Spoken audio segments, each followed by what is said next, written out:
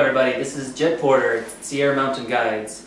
I'm here to give you a little bit of a clinic on packing a backpack, a day pack, for a long rock climbing route here in the Sierra. Something like a Temple Crag route, Sun Ribbon Erect or Venusian Blind, or the east face of Whitney, or any of the long, beautiful rock climbs in Whitney Portal, all of which have very similar concerns for packing. And I'm just going to talk to you a little bit about how I do it, and hopefully you'll glean some information from that. So the first thing is you want your pack set up so you can carry everything for the approach and descent. That means rope, your share of the rack, helmet, harness, climbing shoes, etc. Sometimes an ice axe, which I have in here also. This arrangement, I'll talk more about the specific pack I use when I unveil it all. But this arrangement stays real compact, you know. There's many different ways of attaching the rope and the helmet, etc. But what it does is stay, nothing banging around on me, very little to get caught on the bushes and stuff. So I just wanted to take a look at that. Wear a helmet all the time. Protects me if I fall and protects from things falling from above on me, right? Packed in here pretty tight. So helmet, rope will vary with your different climbing needs. So I'm not going to talk too much about ropes. This is a 70 meter, good for somewhere like Cardinal Pinnacle. I use my regular slings to tie it on there, so that if I need to carry extra stuff for that. My ice axe is also attached the same way. I'll show you how I deal with this.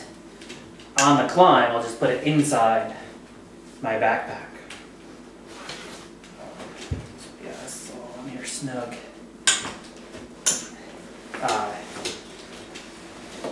Again, at the base of the route, I'd unpack the rope, manage all my slings and stuff.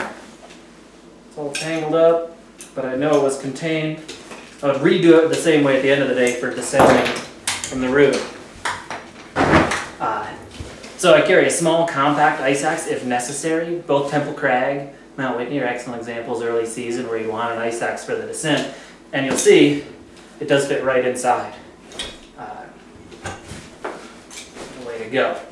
So I use, this is a Black Diamond Bandit pack. It's actually built and marketed for skiers. I like it because it's compact, stays close to my back. It's got a little bit of foam in it to keep it, give it some shape.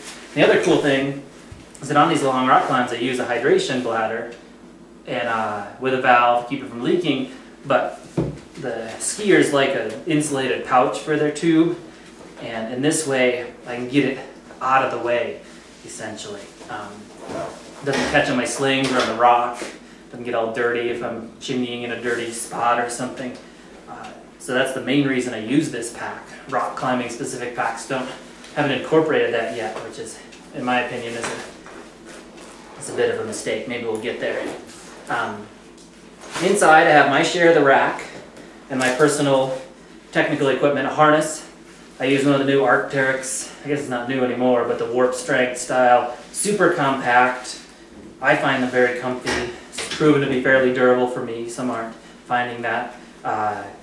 But in a little pack like this, compactness is key. Again, my share of the rack, every route's going to be different.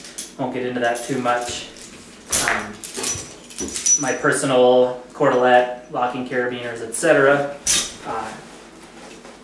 My rock shoes, I use the Evolve Quest, which are super stiff, which I like, especially for long, easier routes where I might be standing on talus in places or standing on belays, uneven ledges, etc. I find them to be very supportive for that. Also proven to be super durable. The rubber they send with them is without parallel. I like them a lot. Little chalk bag, locking carabiner. So what I do, all that stuff now would be on my body or on my partner for the climb. And my approach shoes now would go right inside. There's enough room. And it'd be one clean package for the climb. It stays close to my body, like I said, doesn't get snagged on things, nothing dangling off. I don't like shoes in the back of my harness, just my style. It's nice to get everything out of the way. What I have in here now, this little pouch, we'll just kind of go at it randomly. I Headlamp, super important. You're not going anywhere in the dark without light. A little tiny Leatherman tool. It's got a blade for cutting sling material, rappelling, pliers for fixing trigger wires on your cams or whatever. And here, food. You know, you want your food to be calorie dense, cheese and meat, and some hammer gel or any kind of energy gel, some dried fruit.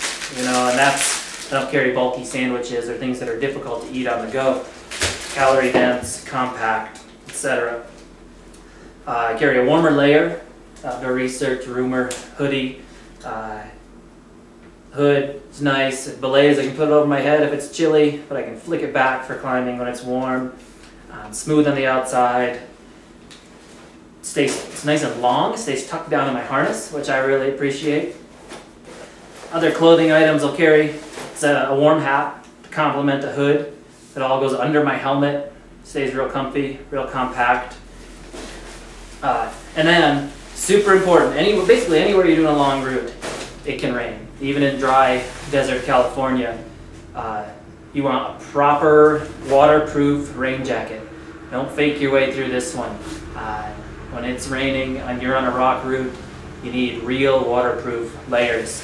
This is the Marmot Mica jacket, and it's super compact, super thin, not that durable, but I bring it every time. I have no excuse not to. And as such, it's saved my tail. I find it to be fully waterproof and actually quite breathable. Nice and comfy. Also stays down in my harness, a little bulky around the front, which is something you'd like to avoid, but it's close enough to perfect for me.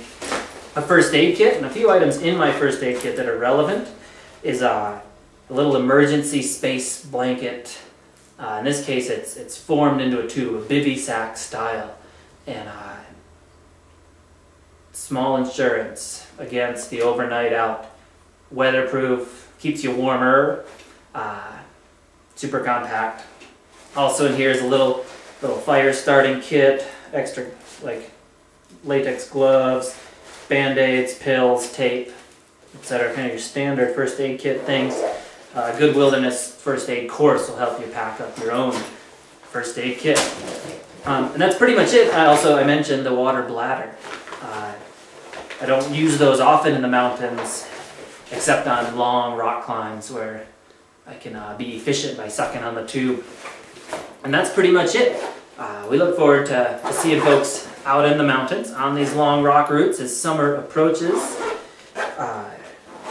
We hope to see you out there and be safe and go well prepared. Thank you for watching.